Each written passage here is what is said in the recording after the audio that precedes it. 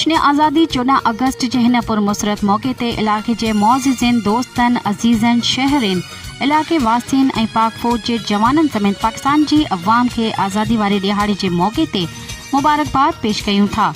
दुआ गो आहियूं त वतन अज़ीज़ सदाईं अमन तरक्की ऐं ख़ुशहाली जे रस्ते ते गामज़न रहे।